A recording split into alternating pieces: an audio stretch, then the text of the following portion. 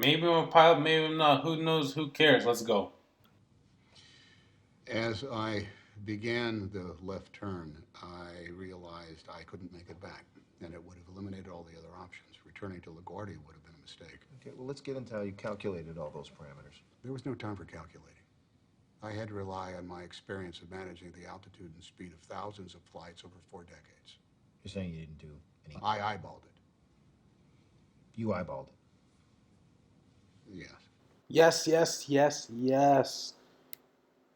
There's no time in a situation like that to be busting out a pencil and doing some calculations. You can, at green dot speed, which is your best glide speed, a 320 will do about 2.5 miles per 1,000 feet. So the math can be done. But should you do it at 2,800 feet is a whole other story. With 40 plus years of flying experience, Sully eyeballing it was the best thing to do. If you've flown a particular plane long enough, you're able to gauge how far it can glide just by visual references alone, so the math isn't necessary at all. I've delivered 1 million passengers over 40 years in the air, but in the end, I'm going to be judged on 208 seconds. Truer words have never been spoken. Most careers are marked by one routine flight after the other. If you ever end up in a situation like Sully, it's going to be the only one people remember. So, you can take the plane up, I guess, when you please.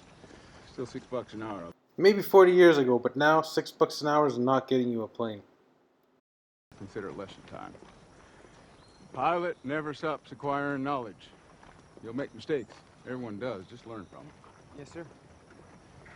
And never forget, no matter what's happening, to fly the airplane. Absolutely, sir. Aviation is a continuously evolving profession, so there's always something new to learn. If you ever find yourself in a situation where you start saying, "Oh, I got nothing left to learn," it's probably time to start thinking of quitting. The second bit he says about always fly the plane first is 100% true.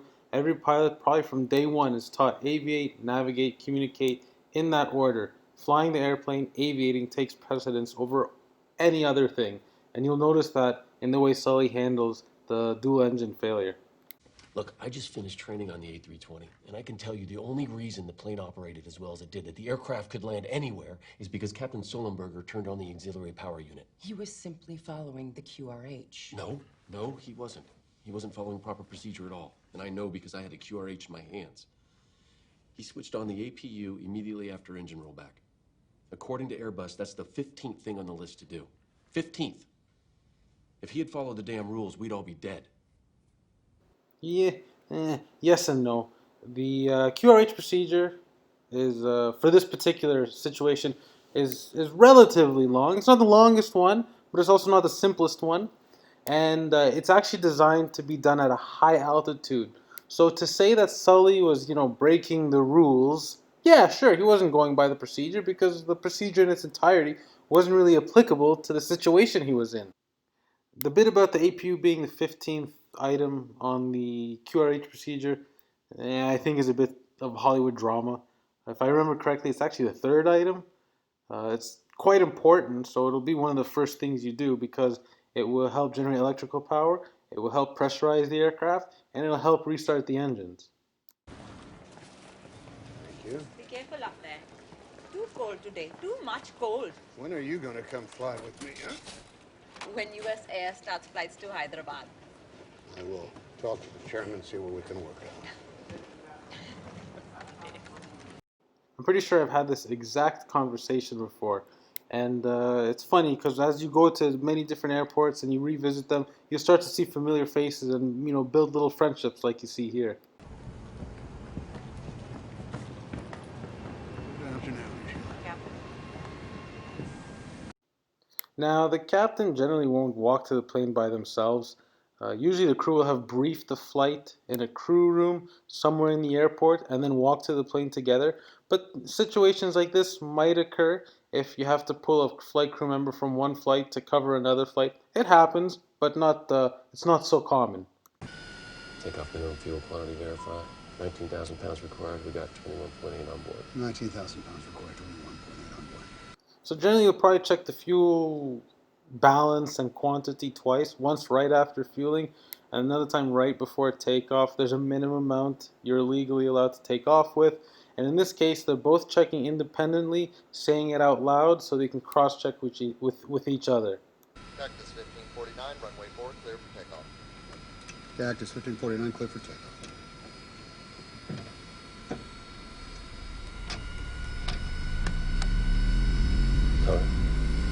Go this side. So in larger planes, you can generally have different power settings used for the takeoff. You'll notice here the FO says toga, the captain then says toga set. So the FO is saying, I've set toga, which means takeoff go around, which is actually the maximum power you can have during the takeoff. And the captain is confirming that it's been set properly. You'll always see that with flight crew. One guy does something, says what he's doing, the other guy will cross-check it. That's a very common theme in aviation.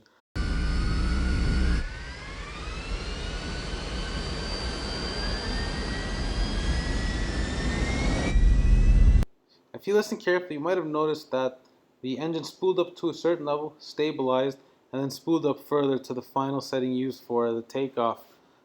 These types of engines can take some time to go from an idle setting to a takeoff setting, and they might do so at different rates. So what pilots will do is they'll just advance it to about 50%, let them stabilize, let both the left and right engines hit 50%, and then from that new stabilized level, go further to the takeoff thrust setting. And this is to ensure you have directional control on the runway and the plane just doesn't end up running off the runway.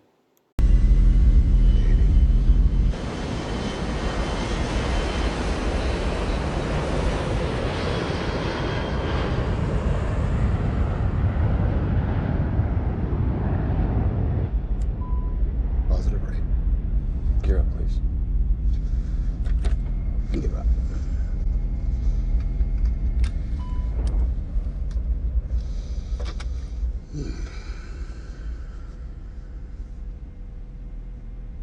Nice view of the Hudson. I'll never get over how beautiful it is up here. Life's easier in the air. Yes, it is. Now, technically, there shouldn't be any of that kind of talk below 10,000 feet. The cockpit needs to be sterile. That means no non-essential communications. But, if you've done something long enough, it becomes very predictable, very routine. And I'd be lying if I said I've never looked down and thought to myself, oh man, the traffic going home is going to be real bad. Birds. Whoa. An engine can take a bird, no problem. And actually, during engine testing, engineers will typically toss a couple of Daffy Ducks into the engine while it's running to see how it reacts. Oh,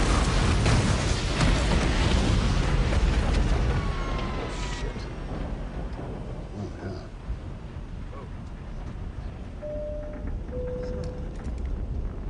I think I heard the seatbelt chime, and I'm not entirely sure why flight attendants would be getting up now. Maybe there's something missing in the movie, but it seems kind of odd to me. This is Kirby. I'll check mid-cabin. What is this going on? It's okay. Oh, yeah. We got one rolling back.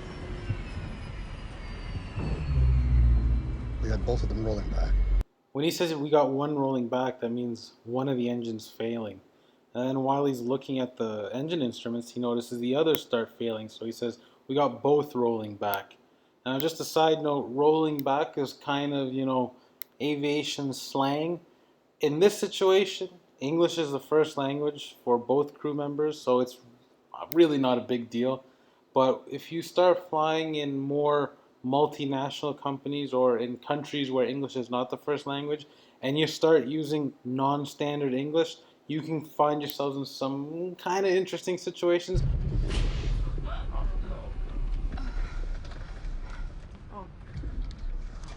Yep, that's right. If you lose both engines, the plane will momentarily go dark. Just for a second though, because once that happens, automatically a little propeller drops from underneath the fuselage. It starts spinning up kind of like a wind turbine, and it'll generate some emergency backup power just until you can at least get the APU started.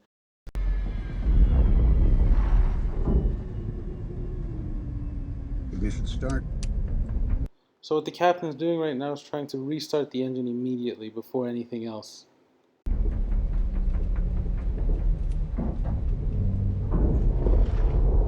starting the APU. The APU is the auxiliary power unit generally located in the back of the plane. Its main purpose is to provide electrical power to the plane. It can also provide pressurization, and it can also be used to start the engines.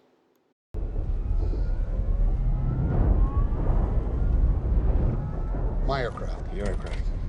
It sounds silly, but you gotta know who's flying the plane. There have been crashes, and I'm not even exaggerating here, because 3 people were trying to fix a light bulb and no one was flying the plane. So common protocol nowadays is to say my aircraft or I have control, and the person relinquishing will say your aircraft or you have control. That's to ensure you know exactly who's flying the plane at any given time. Get at the QRH. Priority left. Loss of thrust on both engines. So Sully's taking over the plane now. He's the one flying it. He's the one dealing with ATC comms. And he's asked the FO to get the loss of thrust on both engines QRH procedure.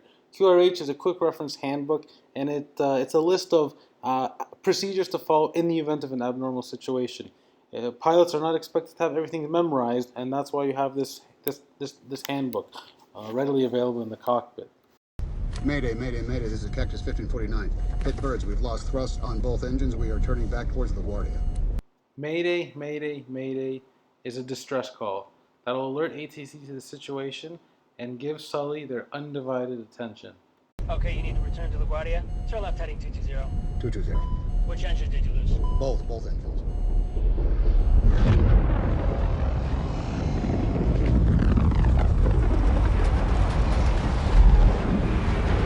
If you remaining engine mode selector ignition. Ignition. Ignition. Thrust levers confirm idle. Idle. Airspeed. Optimum relay 300 knots. Optimum relay 300 knots. Now remember, this procedure is designed to be applied at high altitudes, typical cruising altitudes, 38,000 feet, 39,000 feet. So the QRH procedure will actually direct the pilot to pitch down to about -2.5 to -4.5, depends on the weight, degrees nose down. And currently the plane's at 2,500 feet, 220 knots.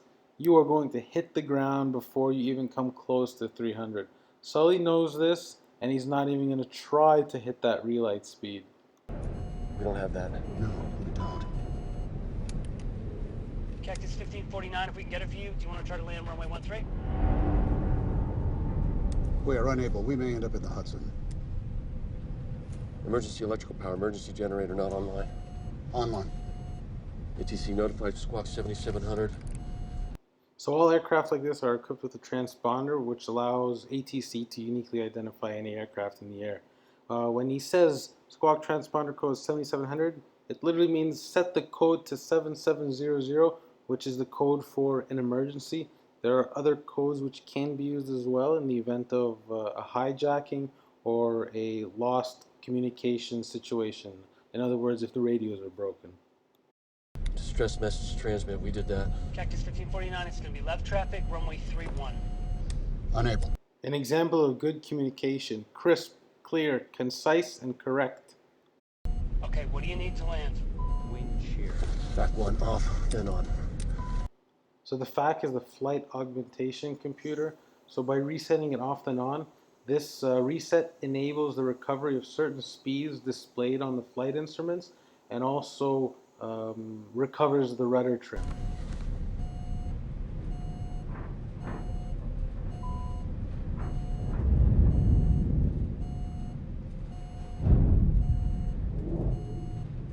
Sully's weighing his options. He's trying to figure out, can I go back to LaGuardia? Do I have to go to Teterboro?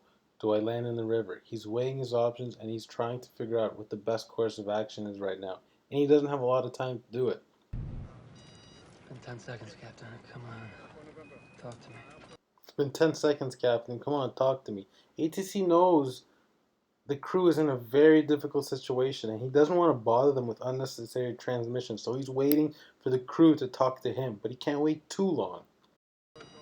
Cactus 1549, runway 4 is available if you want to make left traffic to runway 4. I don't think we can make any runway. What about over to our right? Anything in New Jersey, maybe Teterboro?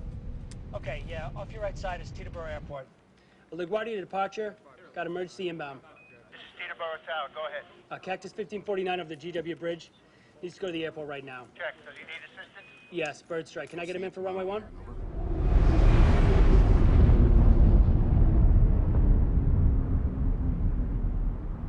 Cactus 1549, you want to try and go to Teterboro? Obstacle, obstacle. Obstacle, obstacle. Pull up. Clear of conflict. No reload after 30 seconds. Engine master 1 and 2 confirm off. Off.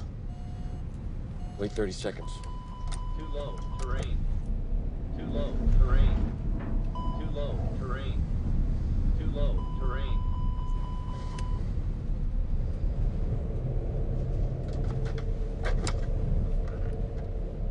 This is the captain. Brace for impact. 500.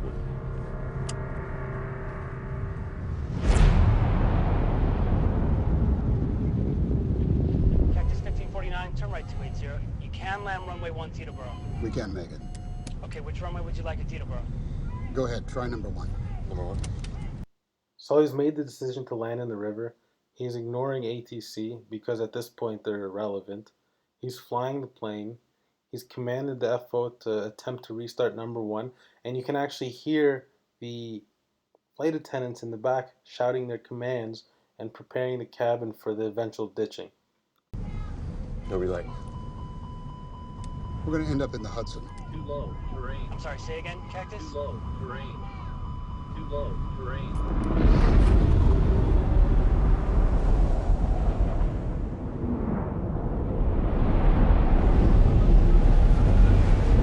All right, let's put the flaps down. Put the flaps down. Flaps out. Cactus 1549, radar contact lost. You also got Newark off you at 2 o'clock at about 7 miles. Got flaps out. 250 feet in the air.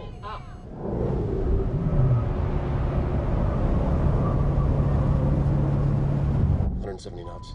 Got no power in either one. Try the other one. Try the other one. 1549? In a You know, multi-crew this cockpit, soft skills flight like that is actually are just a as perfect important as your example hands of and a feet. very well-coordinated crew. Captain Sully's focused intensely on flying the plane, and the FO is constantly making suggestions, trying to help any way he can. Like you noticed here, I'll try the other one, and then Sully's like, yeah, go ahead, try the other one.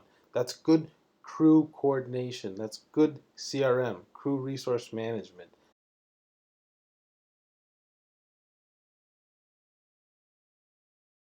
Still out? 150 knots. Got flaps too. You want more?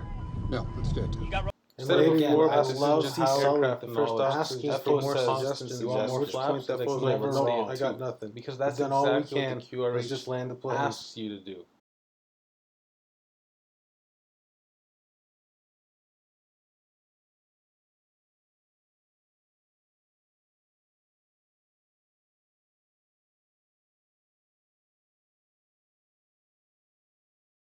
runway 29 available at Newark. It'll be 2 o'clock at 7 miles. You got any ideas? Caution, terrain. Actually, no. Terrain, terrain. Pull up, pull up. Pull up. Pull up. Pull up. Pull up. Pull up. We're going to brace.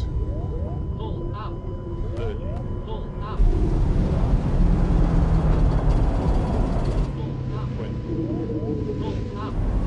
So when you have time to prepare for a ditching, there are a couple things you want to consider towards the end here. One, you want to take note of the wind direction and strength to determine whether or not you're going to be landing parallel to or against the swells. In this situation, there's really no choice. They kind of have to land in the direction they're going. There's no time or space even to maneuver. So the most important thing here for a 320, when ditching, land about 11 degrees nose up, going as slow as you safely can. You want to minimize that vertical speed. And most importantly, wings level. Because if the wings aren't level, one side can dig into the water and the plane might cartwheel and rip apart. This happened to a plane ditching after a hijacking, an Ethiopian, I think it was a 780, 67? Can't remember. But it didn't land wings level, and it broke apart on landing after it cartwheeled.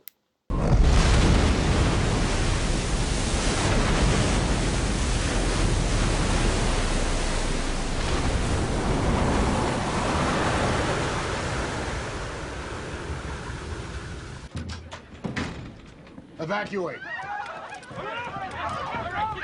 Evacuate. Grab your life vest, please. Opening forward door.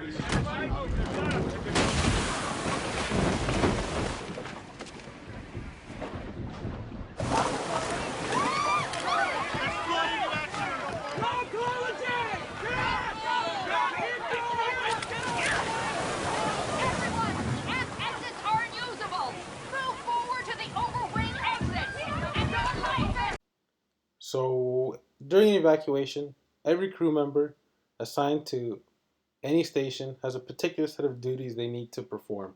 It'll change from company to company, from aircraft type to aircraft type. So it's not really possible to tell you what exactly the duties may be. But generally, it's a matter of herding passengers out, helping with the evacuation, and gathering survival equipment or emergency equipment.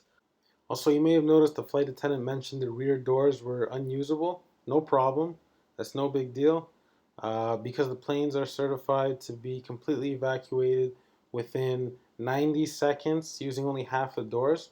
The problem, however, is passenger control. If they begin to panic, you will not evacuate within 90 seconds, and panicking passengers will lead to deaths on board. So it's very important to control them. Be confident in yourself, and the passengers will be confident in you, and no one will panic.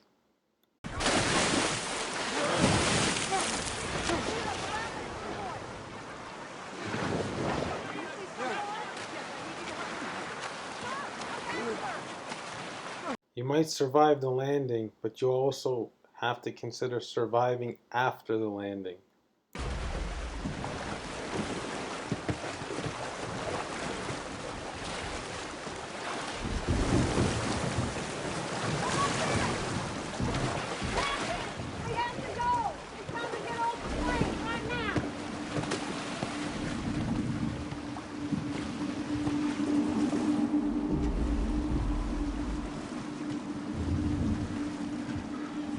All right, you guys go. Go. Be right behind. He's checking to make sure that there's no one left behind, and he wants to be, and he should be, the last person to walk off that plane.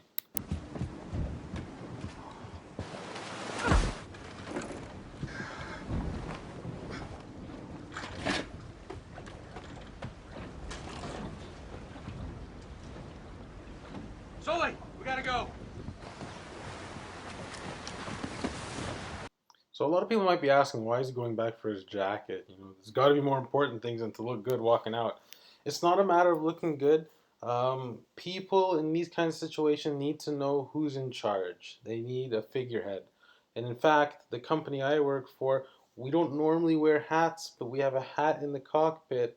So if there is an evacuation, the captain wears the hat as he walks out the plane, so people know who's in charge. They know who to talk to.